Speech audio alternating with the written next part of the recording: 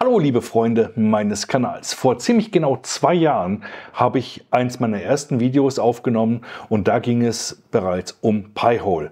Und da sich sehr viele Fragen angehäuft haben seither und auch eben 2 Jahre vergangen sind, werde ich dieses Video wiederholen mit den Erkenntnissen, die sich eben in dieser langen Zeit angesammelt haben und eben mit den neuesten Informationen aus diesem Jahr bzw. aus der jüngsten Zeit. Wir werden Pi-hole installieren und anbauen unter Docker auf einer Synology. Okay, so far so good. Wir werden natürlich, wie üblich bei mir, Mac-WLANs verwenden oder ein Mac-WLAN verwenden und ein paar andere Kniffe, um die ganze Geschichte für uns besonders tauglich zu machen.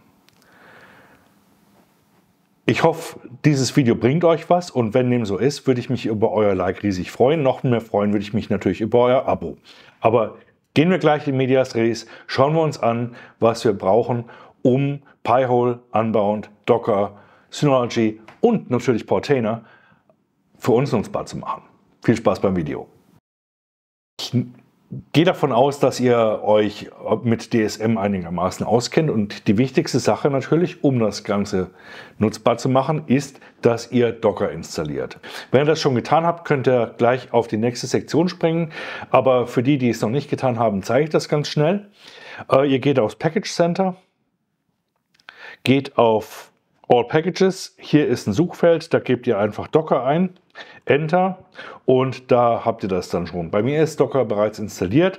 Falls dem bei euch noch nicht der Fall sein sollte, ist statt Open hier angezeigt Install. Einfach draufklicken und der ganze Rest passiert von selber.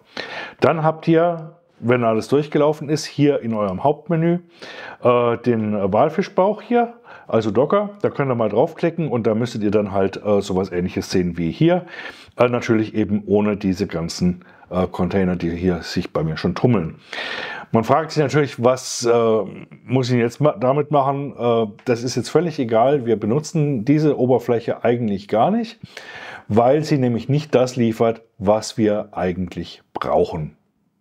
Im nächsten Abschnitt zeige ich euch, wie man einen Ersatz für diese Oberfläche installiert, nämlich Portainer. Ja, Portainer habe ich gerade erwähnt.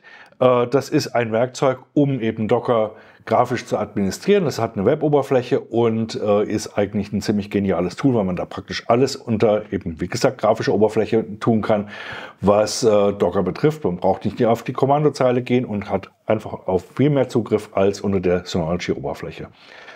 Portainer wird von Portainer.io zur Verfügung gestellt. Gehen wir doch mal auf die Webseite.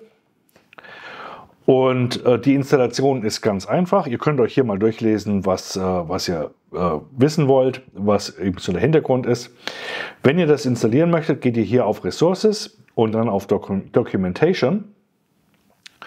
Und da gibt es jetzt verschiedene Möglichkeiten, Portainer zu installieren. Wir wollen ja natürlich eben Docker und Synology. Dafür geht ihr hier auf der linken Seite in dem langen Menü auf Install Portainer. Und bitte genau aufpassen, dass ihr auch das Richtige jetzt auswählt, denn da scheiden sich oft die Geister und dann gibt es Rückfragen, die dann schräg beantwortet werden manchmal. Also, Set up a new Portainer Server Installation. Das brauchen wir. So, wir wollen einen Docker Standalone. Wir wollen Install Portainer with Docker on Linux. Das ist wichtig. Und jetzt geht es hier Richtung Deployment. Und wichtig ist hier, dass ihr nicht Business Edition auswählt, sondern bitte, bitte, bitte darauf achten, dass ihr Community Edition wählt. Sonst funktioniert das, was ich euch jetzt hier erklären werde, nicht. Ja, wenn ihr Business Edition geht, dann werdet ihr nach einer Lizenz gefragt und so weiter und so weiter. Dann gibt es eben, wie gesagt, die Schwierigkeiten, die einige von euch hatten. Also bitte darauf achten, Community Edition auswählen. Also, leider müsst ihr auf die Kommandozeile gehen. Dafür geht ihr eben bei dem Betriebssystem, das ihr hier lokal auf eurem PC habt, auf das Terminal. Unter Windows ist es CMD, bei Mac OS ist es Terminal App. Und dann verbindet ihr euch über SSH mit eurer Synology. Wer SSH-Zugang auf seiner Synology noch nicht konfiguriert hat, der geht jetzt folgendermaßen vor. Ihr geht aufs DSM, dann auf Control Panel Und dann seht ihr hier das Icon Terminal und SNMP. Da klickt ihr drauf und da habt ihr jetzt die Möglichkeit Enable Telnet Service, das bitte nicht auswählen, oder Enable SSH Service. Das bitte ankreuzen und sonst braucht ihr nichts zu machen. Den Port lasst ihr bitte auf 22 und dann klickt ihr auf Apply. Damit wird der SSH-Daemon auf eurer Synology gestartet und ihr könnt euch mit einem Admin-User anmelden. Ja, der erste User, den ihr angelegt habt unter Synology, ist in der Regel der Admin-User. Und dann könnt ihr ganz bequem ein Terminalfenster aufmachen. Ich zeige es mal ganz schnell. Ich habe hier eins auf meinem Mac.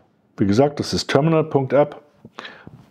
Unter Windows sucht ihr nach CMD.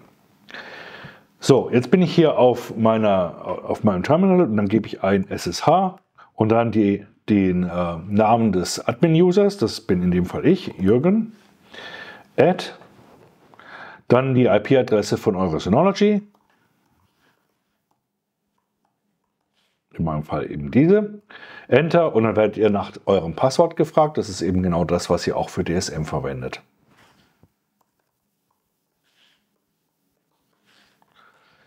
So, und dann seid ihr hier auf eurem System. Jetzt kommen natürlich die Befehle für die Installation von Portainer. Und da heißt es dann Docker Volume Create Portainer Data. Das könnt ihr direkt rauskopieren über dieses Icon hier. Aber aufgepasst, wenn ihr das auf eurer Synology ausführt, genauso wie das hier ist, kommt es zu einer Fehlermeldung. Nämlich Got Permission Denied, bla bla bla bla bla. Warum ist das so? Unter der Synology läuft Docker unter dem Root-User. Und wenn ihr damit dann einen Nicht-Root-User verwendet, wie hier, ganz normal, dann könnt ihr da nicht damit arbeiten. Die Lösung besteht darin, den sudo-Befehl vor das Docker-Kommando zu setzen. Also sudo und dann Command V oder Ctrl V und dann diesen Befehl einfügen. Ich führe den jetzt nicht aus, weil eben dieses Volume schon existiert. Und dann werdet ihr nach dem Passwort gefragt und dann läuft die ganze Geschichte durch. Okay? So, wie gesagt, dann im nächsten Schritt bitte darauf achten, dass ihr hier in dem Reiter Community Edition ausgewählt habt. Und dann könnt ihr im Prinzip diesen Befehl genauso übernehmen, wie er hier ist. Ihr müsst gar nichts ändern. Ihr klickt einfach auf Copy und dann kriegt ihr möglicherweise hier einen Port-Konflikt mit Port 8000. Ja. Das ist dann eine Fehlermeldung, Port ist schon vergeben oder wird schon benutzt, jada, bitte was anderes nehmen. In dem Fall nehmt ihr einfach dieses erste -P8000 Doppelpunkt 8000 aus der Kommandozeile raus. Das braucht ihr erstmal gar nicht. Das braucht man nur, wenn man eine bestimmte Funktionalität von Portainer verwendet. Und da kommen wir erst ganz, ganz viel später dazu und nicht in diesem Video. Das kann ich euch versprechen. Für Pi-hole braucht man es gar nicht. Also wenn ihr hier einen Port-Konflikt gemeldet bekommt mit Port 8000, einfach dieses -P 8000 Doppelpunkt 8000 rausnehmen. Fertig. So, dann bekommt ihr eine ganze Reihe von Meldungen und irgendwann sagt es, das Portainer ist jetzt installiert. Und dann könnt ihr euch anmelden. Ist jetzt natürlich nicht ganz so wie hier angegeben, das könnt ihr nicht machen, denn ihr seid ja praktisch remote, ihr seid nicht direkt auf der Synology. Ihr wollt euch natürlich remote anmelden und da gebt ihr einfach an https und dann die IP-Adresse von eurer Synology und dann 9443. Und das habe ich hier schon gemacht. Ihr seht es hier. Ich mache das mal für euch als Beispiel. HTTPS, IP-Adresse meiner Synology und dann 9443. Und dann bekommt ihr einen Anmeldebildschirm. Ihr seht dann praktisch das, was hier unter Initial Setup steht.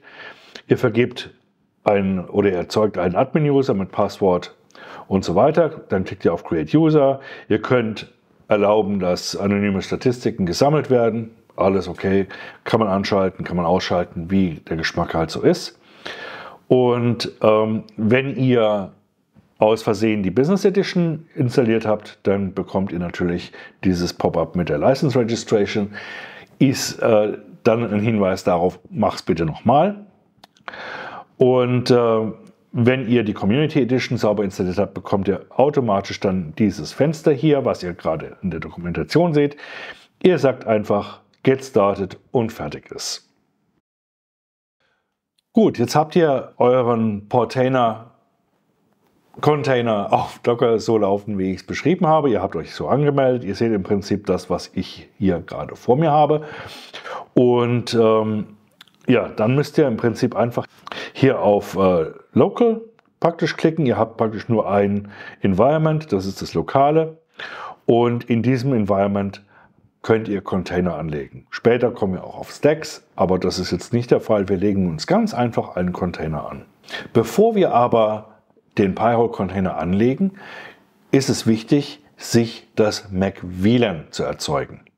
Wie das funktioniert, habe ich in diesem Video hier ausführlich erklärt. Bitte anschauen, ansonsten kommt ihr nicht weiter. Ja, also jetzt müsst ihr dieses Video anschauen und euch ein Mac WLAN so erzeugen, wie ich es da beschreibe. Warum ein Mac WLAN? Das hat ganz einfach den Vorteil, dass euer Docker-Container oder eure Docker-Container, und ihr werdet das bei mir immer wieder sehen, ich benutze Mac WLANs ständig, dass eben eure Docker-Container individuell IP-Adressen aus eurem LAN bekommen.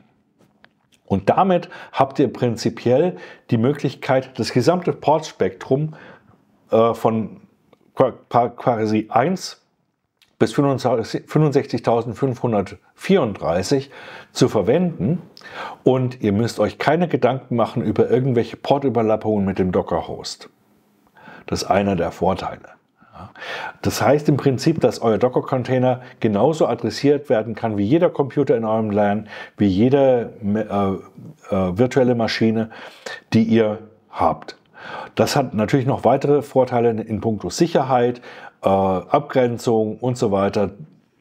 Das merkt man dann, wenn man damit mal ein paar Mal umgegangen ist, was es für riesige Vorteile bringt. Also bitte Mac WLAN anlegen und dann wieder hierher zurückkommen. Diejenigen unter euch, die schon Bescheid wissen, wie das mit den Mac WLANs funktioniert, die können jetzt gleich mit mir weitermachen. Jetzt müsst ihr praktisch euch erinnern oder aus den Containern, die ihr schon habt, die IP-Adressen ausklammern, die schon belegt sind. Was haben wir hier? Draw.io hat irgendwann mal auch was abbekommen, ist aber eigentlich egal, ist meines Wissens nach die 36, also die 38 müsste frei sein bei mir. So, jetzt legen wir den Pi-hole-Container an, also IP-Adresse 192.168.1.38 gemerkt, Add Container. Ihr benennt den, wie ihr wollt, aber ihr sollt wissen, was dahinter steckt. Deswegen nenne ich ihn jetzt mal ganz kreativ Pi-hole. Und jetzt braucht ihr natürlich ein Image, ein Docker-Image. Das ist Pi-hole-Pi-hole.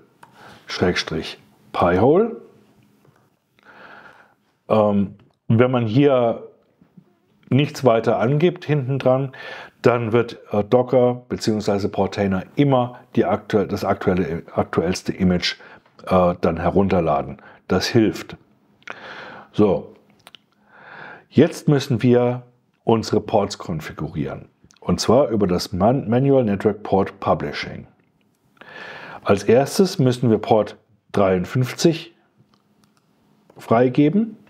Das macht ihr so, wie ich es hier euch zeige. Und TCP als Protokoll ist genau richtig. Jetzt braucht ihr noch einen weiteren Port, nämlich 53 nochmal, aber diesmal mit dem UDP-Protokoll.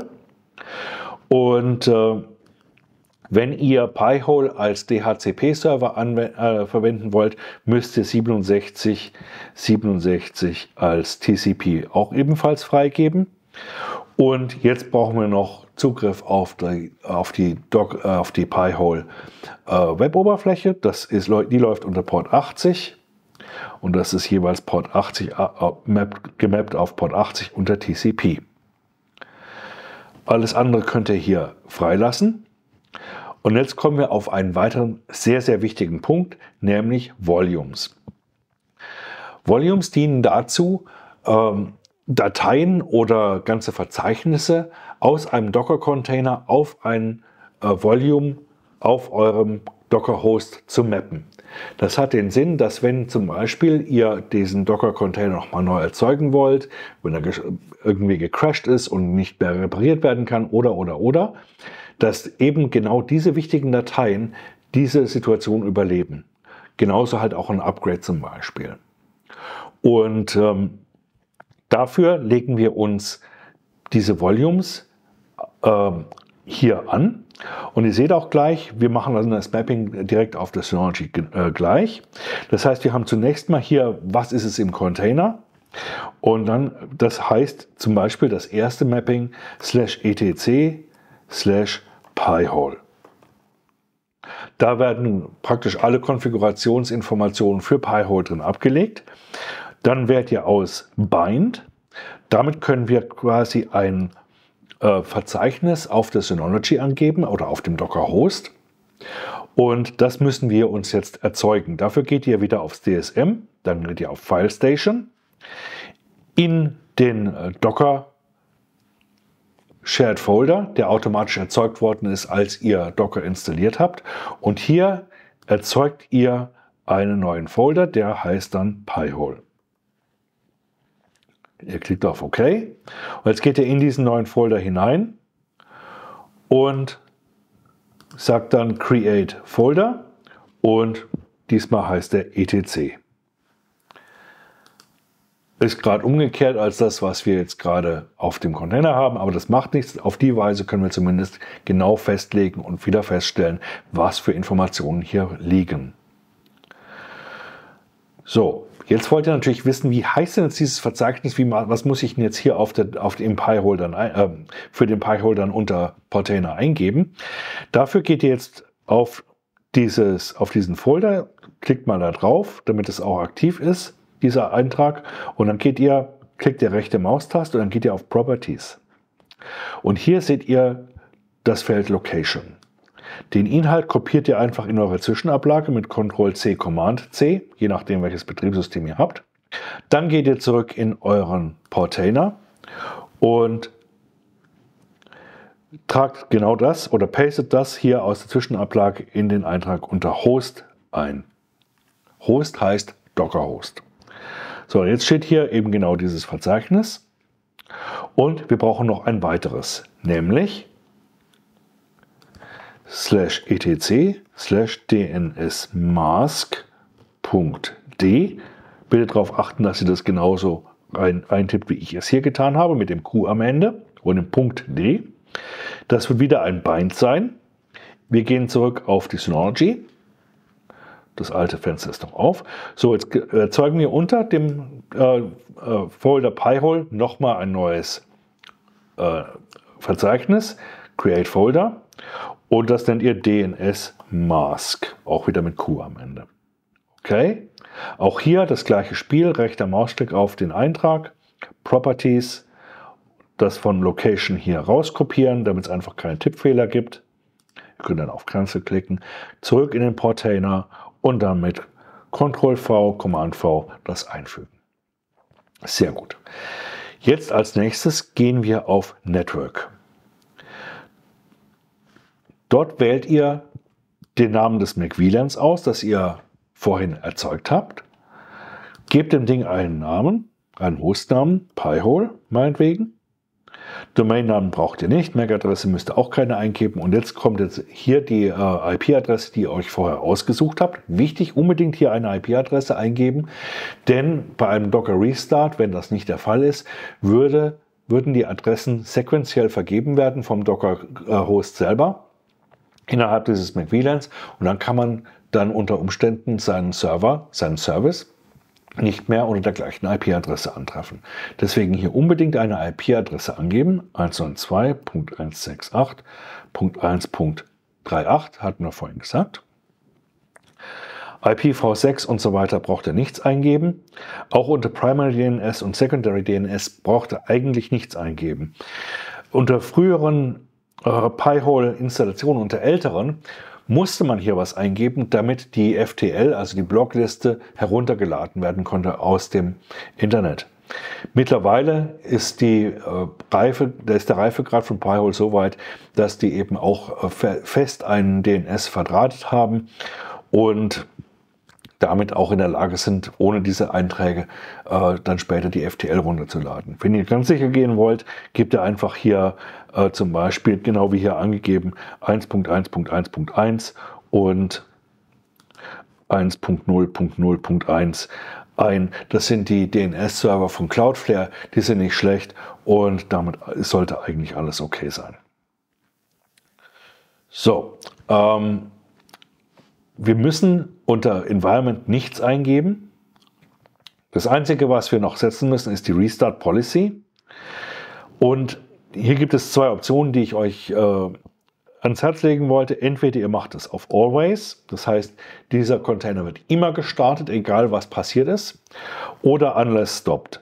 Da ein DNS, und Pi-hole ist ein DNS im Netzwerk, absolut elementar ist, würde ich empfehlen, unbedingt auf Always zu gehen. Das heißt, dass dieser Prozess immer, oder dieser Container immer am Laufen ist. Also Restart Policy Always. Und damit können wir im Prinzip schon ins Rennen gehen und Deploy the Container anklicken. Bisher keine Fehlermeldung. Ich empfehle immer, hier auf das Log-Icon zu klicken und zu schauen, dass hier auch alles richtig gelaufen ist. Und lasst euch hier nicht von irgendwelchen No Process Found oder sonstigen Geschichten beirren. Das ganze Ding läuft. Ja. Das Einzige, was ihr euch jetzt raussuchen müsst, ist das Kennwort, das Passwort. Ja, das ist ein bisschen tricky. Dafür geht ihr hier bei Auto Refresh Logs, setzt ihr diesen Schalter auf Off, also auf Aus, dass er links eben ist. Und erst dann könnt ihr sauber nach oben scrollen. Jetzt sucht ihr nach irgendwas, was nach Passwort aussieht. Und hier ist es, Assigning Random Password. Und das ist unser Initialpasswort.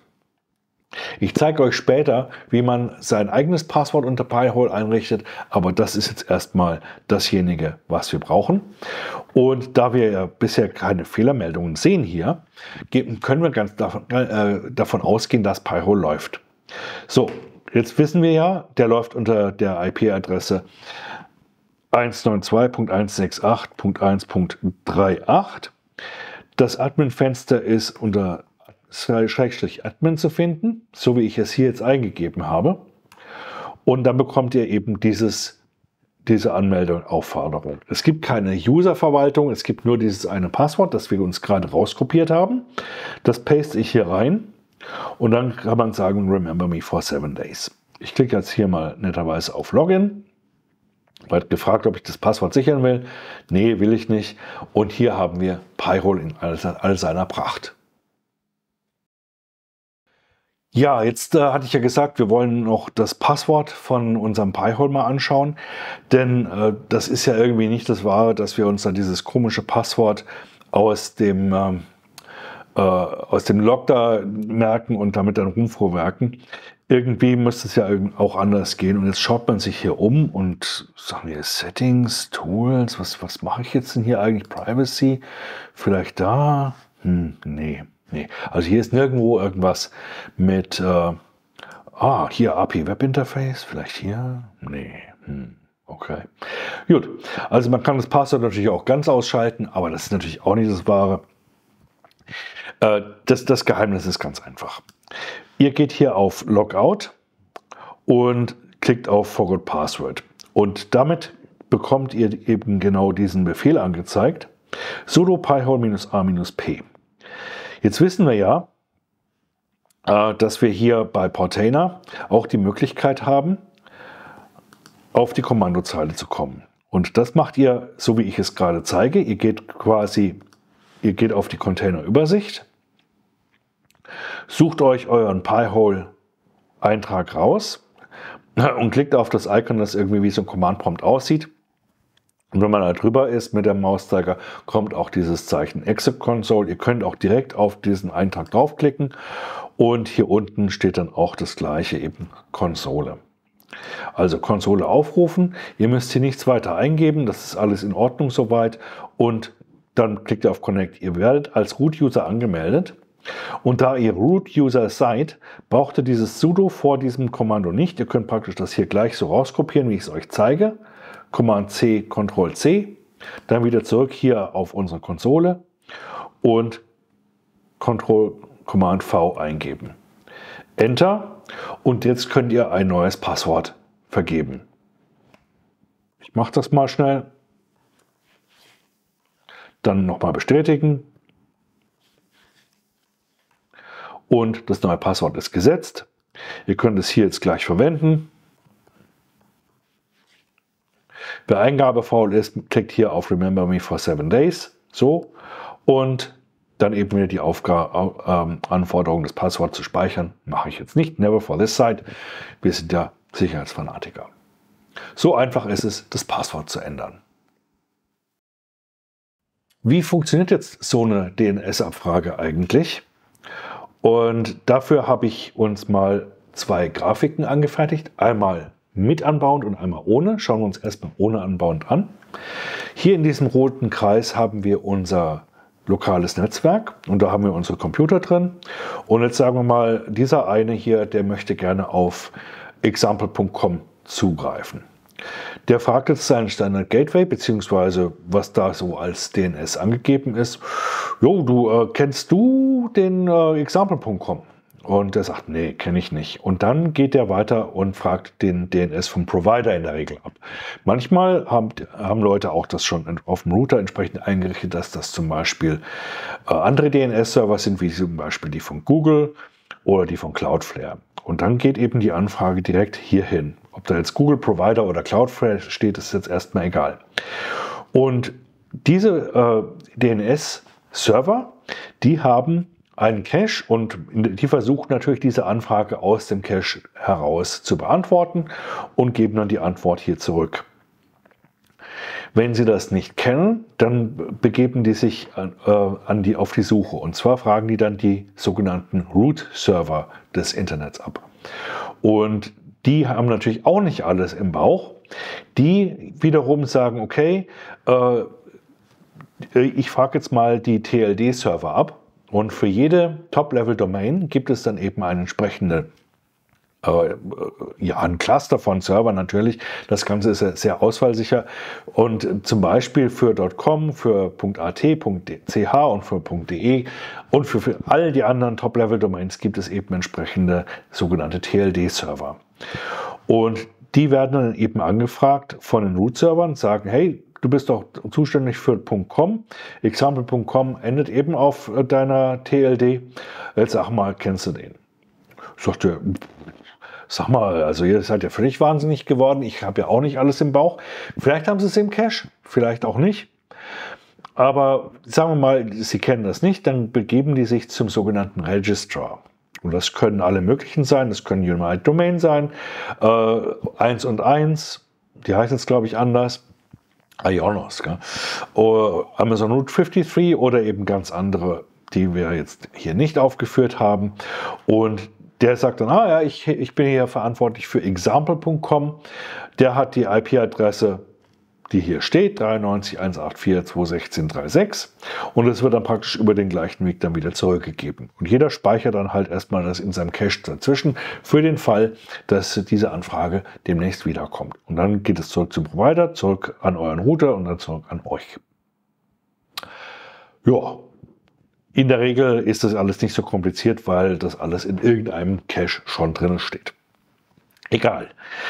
Tatsache ist jedenfalls, dass die Leute hier, ja, um die gerade der Mauszeiger kreist, dass die Leute hier sich natürlich ein ganz super Surf-Profil von euch aufbauen können. Also die wissen natürlich genau von der IP-Adresse, da kommen eben bestimmte Anfragen ganz häufig und da kann man dann, wie gesagt, solche Muster dann aufbauen und dann entsprechend zum Beispiel Werbung schalten. So ist das nun mal. Ja, und jetzt kommt eben Unbound ins Rennen. Und das sehen wir hier auf der zweiten Seite. Ja, komm. Als erstes merkt man, okay, da hat sich was verändert. Dieser DNS, dieser rekursive DNS, der ist auf einmal bei uns im Netzwerk. Das heißt, wir haben hier ja schon mal ein Stück Privatsphäre uns geschaffen und natürlich auch ein Stück Performance. Denn diese Anfragen, die gehen nicht mehr über den Router raus ins Internet, sondern die bleiben hier bei uns drin. Und wenn wir praktisch immer wieder die gleichen Adressen ansurfen, das ist ja eigentlich auch der Fall, ja, wenn man sich mal ganz ehrlich ist, dann bildet sich hier ein recht cooler Cache, der sehr schnell auf die Anfragen im Netzwerk dann antworten kann. Und wie gesagt, das Ganze verlässt praktisch jetzt erstmal nicht mehr unser eigenes Netzwerk. Aber bis der Cache aufgebaut ist, da muss natürlich was passieren. Und dafür geht Unbound nicht, man kann es zwar so konfigurieren, aber wir wollen es eben anders, geht eben Unbound nicht auf irgendeinen Provider DNS, sondern wendet sich direkt an die Root-Server und baut eben diese Kaskade dann selbst auf. Und das ist der große Unterschied und der große Vorteil, einen eigenen rekursiven DNS sich ins LAN zu holen. Und Unbound, der frisst nicht viel Brot, der ist relativ bescheiden und sehr, sehr schnell. Ja, der Hersteller bzw. die Company, die das programmiert hat, die sagen auch, das Ding ist vorwärts und rückwärts auditiert, das ist sicher. Das kann man, glaube ich, auf deren Webseite auch nachprüfen. Also sicherlich ein guter Ansatzpunkt. So, jetzt schauen wir uns mal an, was man tun muss, um das Ding bei sich zu installieren und entsprechend zu konfigurieren, dass es auch genau das tut, was ich hier verspreche. Unbound-Installation ist auf den ersten Blick relativ einfach, aber auf den zweiten Blick ein bisschen komplizierter, als man sich das vorstellt. Wir verwenden den Docker-Container von Matthew Vance. Ihr seht hier die GitHub-Seite und vom Prinzip her ist es so, wie er das hier auch schreibt. Man muss im Prinzip das einfach relativ straightforward unter Docker installieren. Aber wir wollen ja, dass unser Unbound nicht auf andere Server zugreift, sondern selbst rekursiv arbeitet. Und dafür müssen wir ein paar Sachen tun. Als erstes brauchen wir ein entsprechendes Unbound-Verzeichnis auf unserer Synology. Das legen wir hier in unserem Docker-Folder an. Create Folder, den nennen wir einfach Unbound. In diesem Folder müssen wir jetzt ein paar Dateien anlegen. Und das machen wir mit unserem Texteditor, den wir auf der Synology installieren können. Wer das noch nicht gemacht hat, der kann das ganz einfach über das Package Center tun. Einfach hier draufklicken und dann im Suchfeld Text eingeben. Und dann kann man hier den Texteditor installieren. So, als erstes brauchen wir also diesen Texteditor. Hier ist er mittendrin. Und wir verwenden ihn jetzt einfach, um ganz frech ein paar Dateien zu erzeugen, die Unbound von uns haben will. Wir müssen 4 Dateien müssen wir anlegen. Davon sind ein paar leer. Das macht die Sache natürlich ein bisschen einfacher. Aber als erstes legen wir die unbound.conf-Datei an. Und dafür hat uns der Matthew schon eine vorbereitet, die genau das tut, was wir brauchen. Und zwar finden wir die auch hier in diesem GitHub-Verzeichnis. Ganz unten ist hier unbound.conf. Und ihr klickt einfach auf Row, markiert alles mit Ctrl oder Command A, Ctrl Command C, einfach in die Zwischenablage damit. Und jetzt legen wir das Ganze auf unserer Synology an. Ihr habt jetzt diesen Texteditor offen, ihr klickt auf File New, pastet den ganzen Kram, den ihr in der Zwischenablage habt, hier hinein mit Ctrl V oder Command V. Und vom Prinzip her ist dann hier nichts weiter zu tun. Die entsprechenden Includes sehen dann so aus, dass eben die Forwarder ausgehasht sind, also nicht verwendet werden, und die ganz normalen R-Records und SRV-Records verwendet werden. Diese beiden Dateien können wir gleich leer anlegen. Und wer dann eine kleine, aber hässliche Fehlermeldung auch noch loswerden möchte, der scrollt hoch, bis er den Abschnitt Logging erreicht. Und dann kann man hier das Logfile ändern von /div/null auf den Standard und damit verschwindet dann auch eine hässliche Fehlermeldung. Und jetzt kann man File Save As auswählen, geht in den Docker-Folder unter Unbound, wählt All Text Files aus oder All Files, ist egal, und dann vergibt man den Namen unbound.conf. Save. Gut. Als nächstes müssen wir 3 leere Dateien anlegen. File New, File Save As, gleiches Spiel wie gerade, wieder in den Docker-Folder, Unbound und jetzt Unbound.log. Das haben wir ja eben auch die Referenz dazu angelegt. Save. Ja. Jetzt noch die 2 anderen leeren Dateien. New, File Save As,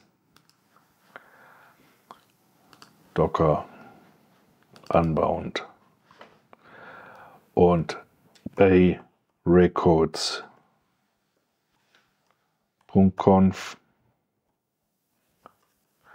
Save. Yes. Und wieder Save As. Genau. Und jetzt kommen SAV-Records. Mit einem R. So wie ich es hier gerade mache. Save. Yes. Und jetzt kann man den Texteditor wieder zumachen und euer Verzeichnis sollte genauso aussehen wie jetzt hier. Jetzt eine kleine unschöne Angelegenheit. Wir müssen der Sache noch jetzt entsprechende Berechtigungen geben. Es ist mir nicht gelungen, das anders hinzubekommen. Ihr müsst leider hier mit der rechten Maustaste auf den Unbound-Folder draufgehen, über Properties, auf Permission gehen, auf Create und hier für Everyone volle Lese- und Schreibrechte vergeben. Dann Save. Es ist leider so. Wenn jemand von euch eine andere Lösung hierfür gefunden haben sollte, bitte lasst mir die entsprechende Nachricht in den Kommentaren zurück. Ich werde dann auch ein entsprechendes Korrekturvideo dann machen. So, diese 3 Dateien sind sehr wichtig, denn andernfalls können wir unseren Unbound-Container später nicht starten. So, jetzt gehen wir in Portainer. Ihr seht das schon. Legt den Container an. Unbound heißt er.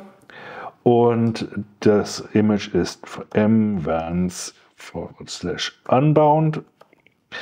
Unbound, richtig schreiben. So, jetzt müssen wir das Port Mapping vornehmen. Das ist Port 53 auf Port 53 TCP und nochmal 53 UDP. Wir legen ein Volume an. Map Additional Volume. Wo bekommen wir das eigentliche Verzeichnis her? Ihr schaut einfach hier in diese Datei, die wir gerade eben angelegt haben, nämlich die unbound.conf, und da steht nämlich Directory. Das kopiert ihr einfach hier raus und dann hier in das Eingabefeld bei Container dann hinein. Das wird wieder ein Bind sein und dann auf eurer Synology könnt ihr auf diesen neu angelegten Unbound-Folder unter Docker gehen und auf Properties gehen und bei Location das einfach rauskopieren. So sollte das dann aussehen. Einfach hier einfügen. Jetzt gehen wir auf Network. Da wählen wir wieder MacVLAN aus. Wir vergeben einen Hostnamen und eine IP-Adresse. Wir haben vorhin für das Pi-hole die 3.8 verwendet, jetzt verwenden wir 3.9, also 168.168.1.39. Bei euch dürfte das wahrscheinlich anders aussehen, das passt dann entsprechend an. Alles andere können wir lassen, wie es ist. Environment müssen wir keins anlegen, nur die Restart Policy, am besten auch wieder auf Always setzen oder auf Unless Stopped. Deploy the Container und schon sollte es losgehen. Dadurch, dass wir die Dateien schon vorher angelegt haben, sollte es hier keine Probleme geben. So, es läuft, wir haben keine Einträge im Log. Ich gehe hier mal auf die Übersicht, klickt mal auf Auffrischen, steht immer noch auf Starting.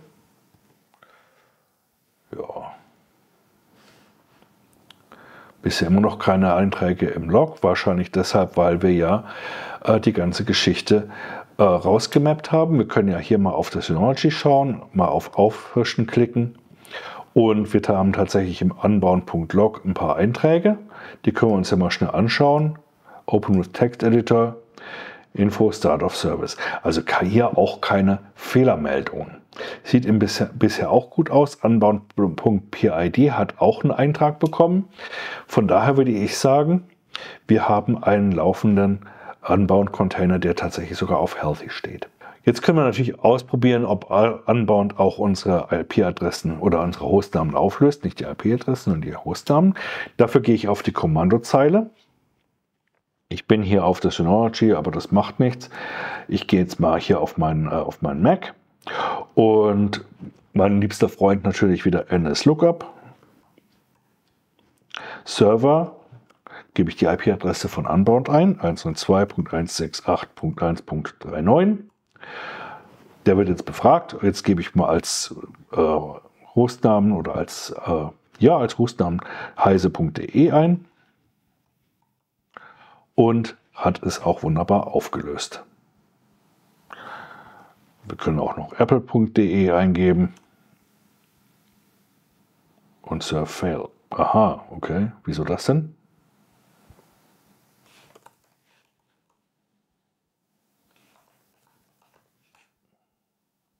Aha, interessant.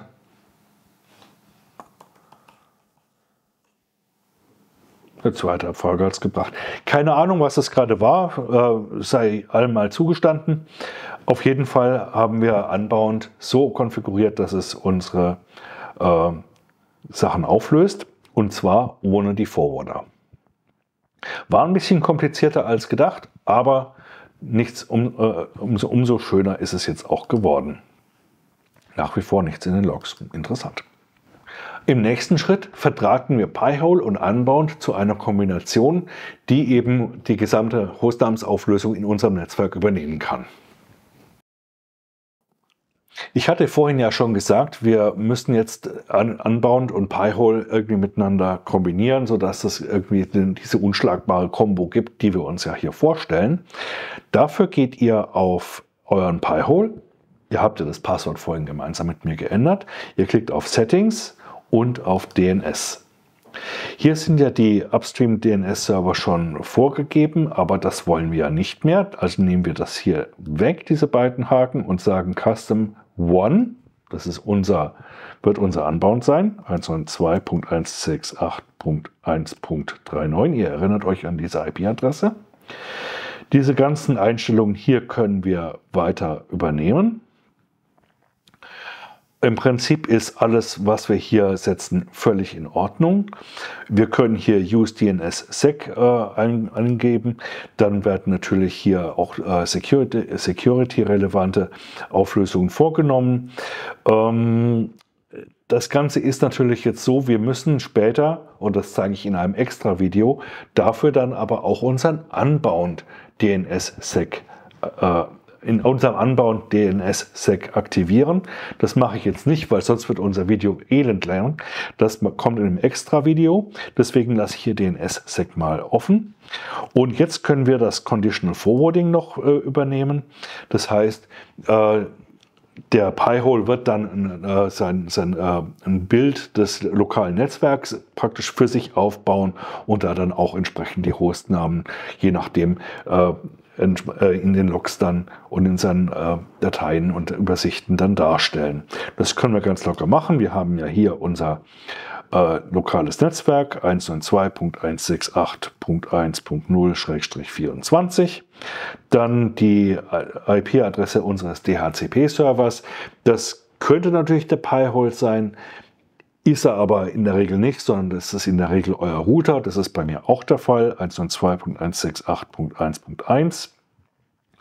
Und wenn ihr möchtet und das auch so aufgelöst haben möchtet, könnt ihr auch einen lokalen Domainnamen angeben. Ist aber rein freiwillig und tut eigentlich auch nicht viel zur Sache. Jetzt können wir hier auf Save klicken. Und wenn wir jetzt auf unseren Pi-hole schwenken mit unserer Kommandozeile, müssten wir ja natürlich auch saubere Auflösungen bekommen. Das heißt, ich zeige es hier nochmal mit einem Beispiel von NSLOOKUP, NSLOOKUP, Server. Und jetzt gebe ich die IP-Adresse vom Pi-hole an, 192.168.1.38, ihr erinnert euch. So, und jetzt wollen wir natürlich mal wissen, was hier eigentlich so passiert. Bevor ich jetzt also eine Hostnamensauflösung beantrage sozusagen, schaue ich mal bei den Tools rein und wir schauen uns das Pi-hole-Log an. Wir wollen ja wissen, ob Pi-hole jetzt sauber auch den Unbound anfragt. Und jetzt sage ich, okay, Pi-hole, löse mal heise.de auf. Und was haben wir hier? Wir haben eine saubere Antwort bekommen. Und da Pi-hole ja keine Ahnung hat von Hostnamen und IP-Adressen, cached sie jetzt natürlich, aber momentan hat er es ja nicht gewusst, hat er diese Anfrage an unseren Unbound weitergeschickt, hat da eine Antwort bekommen, eben genau das hier, was ich hier gerade unterzeichnet habe, sozusagen hinterlegt habe in Blau. Ja, ihr habt jetzt gesehen, wie man Pi-hole unter Docker installiert. Ihr habt gesehen, wie man Unbound ebenfalls unter Docker installiert auf der Synology und wie man beide zu einem Verbund konfiguriert. Jetzt kann man natürlich weiter dran arbeiten, kann zusätzliche Thematiken hinzunehmen und das zu einer richtig komplexen Angelegenheit werden lassen, zum Beispiel auch mit interner Hostnamensauflösung. Da kann uns Pi-hole zum Beispiel auch unterstützen. Man kann da auch eben A-Records und C-Names entsprechend einrichten. Da gibt es jetzt eine ganze Reihe von Möglichkeiten weiterzumachen. Für heute ist es aber genug. Das Video ist schon lang genug geworden. Ich hoffe, es hat euch was gebracht und es hat euch wenigstens Spaß gemacht zuzuschauen. In beiden Fällen würde ich mich über euer Like riesig freuen. Ansonsten würde ich mich natürlich noch mehr freuen, wenn ihr meinen Kanal abonnieren würdet und dann am besten auch gleich auf die Glocke klicken, denn dann verpasst ihr auch keins von meinen zukünftigen Videos. Für heute aber vielen, vielen Dank fürs Zuschauen und bis zum nächsten Mal. Tschüss!